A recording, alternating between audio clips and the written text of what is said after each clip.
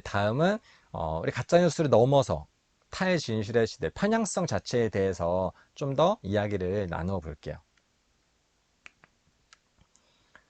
앞에서의 이제 가짜뉴스 자체에 대해 중점을 맞췄으면 여기서는 이런 가짜뉴스에 대한 간단한 듯한 뭐 OX 퀴즈 같은 그런 메시지 넘어서 진실과 거짓 사이에는 더 넓은 회색지대가 있다. 그리고 그 회색지대에서는 굉장히 다양한 편향성이 포함되어 있고 그것을 확인하는 게 더 근본적이고 더 중요한 의미라고도 할 수 있다. 그래서 미디어 교육 선언이라는 제가 좋아하는 책에 나온 부분을 인용했어요. 그래서 실제로 많은 유튜버 저널리즘이라고도 하는 이제 새로운 대한 언론이라고도 할 수 있는 그런 유튜브에서도 처음에는 기성 언론에서 다루지 못한 정보를 다룬다 이런 메시지로 다가갔지만 굉장히 많은 가짜뉴스와 정치적인 편향성이 심각하다 이런 것들이 지금 이슈가 되고 있고 서로 이제 듣고 싶은 것만 듣고 보고 싶은 것만 보는 그런 미디어 문화가 확산되고 있어서 많은 논란과 걱정을 불러일으키고 있습니다. 실제로 우리가 앞에 제주 예멘 난민 사건을 통해서 팩트 체크를 했죠. 그래서 한 예로 진실과 거짓에 관련된 기사, 연합뉴스의 팩트 체크 기사가 담겼어요. 앞에서 여러 가지 가짜뉴스에 대한 팩트 체크를 딱 했는데 거기에 있는 댓글을 보시면 이분들이 정말 진실과 거짓이 중요한 게 아니구나. 가짜뉴스란 걸 알고 허위 정보란 걸 알았는데도 불구하고 이분의 댓글들을 보면 반응 자체가 달라요. 원래 의도했던 팩트체크에 대한 정보는 내가 잘못 알았구나. 다시 한번 생각해 봐야겠다. 난 편견이 없었나? 라고 이제 되짚기를 바라는 의도가 이제 팩트체크인데 그것이 아니라 그래서 어쩌라고 결국 내가 싫다잖아. 국민들이 싫다잖아. 팩트체크해서 뭐해? 어차피 싫은데 이런 논조를 가득한 댓글들을 담고 있고 이것들이 베스트 댓글 수많은 공감을 얻고 있어요. 그러니까 결국 중요한 건 진짜냐 가짜냐가 아니라 나의 의도, 나의 편향된 감각, 나의 감성이 더 중요하구나. 이런 것들을 댓글을 통해서 느낄 수가 있습니다. 그것은 어떤 것이 옳다 그르다의 문제가 아니라 사람들의 성향이 그렇게 가고 있다는 거죠. 그래서 기성 언론에서 아무리 객관적인 입장으로 팩트체크를 해도 그것을 보지 않고 눈을 감고 외면하고 내가 듣고 싶은 목소리를 들려주는 SNS, 미디어를 이제 듣고 그거를 믿어버리는 성향이 굉장히 강해지고 있어요. 그런 현상을 우리는 포스트 트루스, 그러니까 진실 그 다음 넘어 탈진실이라고 이야기를 합니다. 그래서 여론을 형성할 때 객관적인 사실보다 내 감정이 더 중요하게 여겨지는 현상.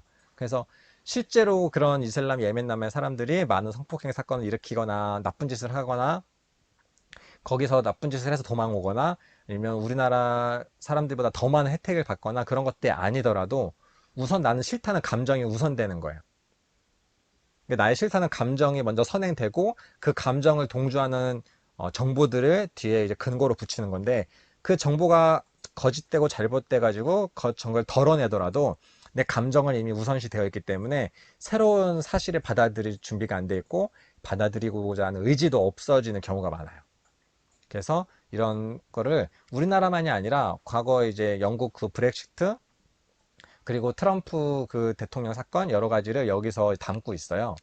이거는 조금 외국 저자기 때문에 미국 저자기 때문에 그런 사건을 중심으로 담고 있는데 실제로 이제 대통령 선거 때도 수많은 가짜 뉴스가 있었고 가짜 뉴스의 그러니까 이득을 얻은 트럼프가 당선이 됐다 이런 지금 많은 평론이나 결과가 나오는데 그럼에도 불구하고 가짜 뉴스 때문에 대통령을 물러라 너 잘못했다 이런 게 아니라 뭐 그거는 그거고 라는 식으로 넘어가면서 결국은 지금의 정권으로 계속 유지가 된 거죠.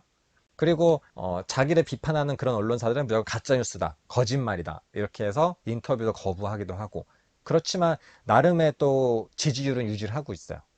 그 지지 세력한테는 진실이 중요하지 않고 자기가 믿고 싶은 것, 자신의 이익을 추종하는 그런 성향이 많이 강해지고 있는 거죠.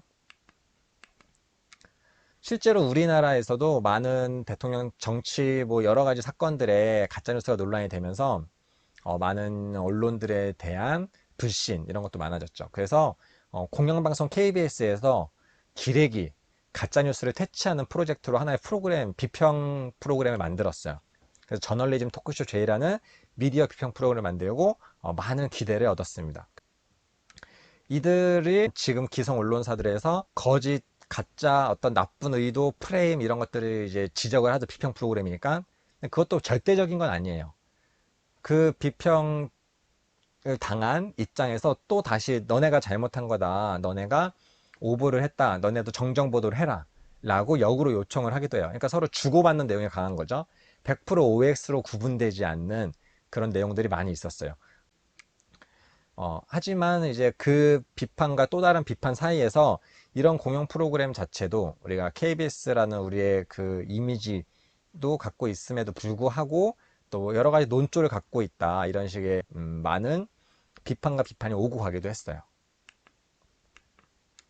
그래서 이제 외부적인 시각에서 비평 프로그램에도 불구하고 편향적인 성격을 갖고 있다. 논란이 되고 많은 이제 공격을 받았고 또 여기 이 방송 내에서도 우리가 정말 편향적인가? 라는 걸로 토론도 하고 많은 사람들과 이야기 나누기도 했어요.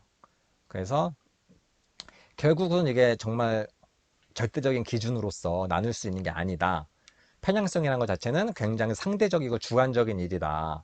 그래서 우리는 독자 입장에서 의도적인 크로스 체크와 비판적 사고를 약간 의무화해야 되는 시대가 왔어요. 왜냐하면 자기네들은 정의다, 상식적이다 라고 하지만 상식이란 말이 굉장히 위험하잖아요. 우리가 갖고 있는 상식이 다 다르기 때문에 그런 면에서 굉장히 조심스러운 부분이 있고 우리가 일부에서 봤던 모든 미디어는 구성된다. 어떤 의도와 가치관을 갖고 있다는 것을 전제로 하시는 게 좋습니다.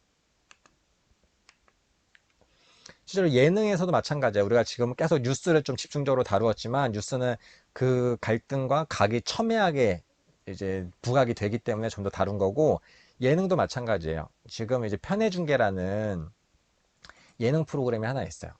그것은 이유를 불문하고 오직 내 선수만을 편애하고 응원한다라는 컨셉으로 뭐 소개팅도 마찬가지고 여러 가지 입장에서 우리가 스포츠 중계로 따지면 우리나라는 외국과 축구할 때 우리나라 편에서 중계하죠. 우리나라 잘하면 정말 잘한다. 약간 못하면 아쉽다. 그리고 똑같이 반칙을 해도 우리나라한테 너무 이거 혹한 거 아닌가 이런 식의 관점을 갖고 평가하는데 그걸 우리나라 입장에서 굉장히 재밌게 보죠. 그런 것과 마찬가지로 미디어에서도 그런 경향이 많이 드러나고 있어요. 그래서 이유 불문하고 내 선수의 편을 들어준다. 유튜브에서 우리가 듣고 싶은 거를 구독하고 그 구독을 중심으로 내가 팬덤을 형성하는 그런 미디어 문화와 굉장히 밀착된 그런 새로운 기획이라고 할 수 있어요.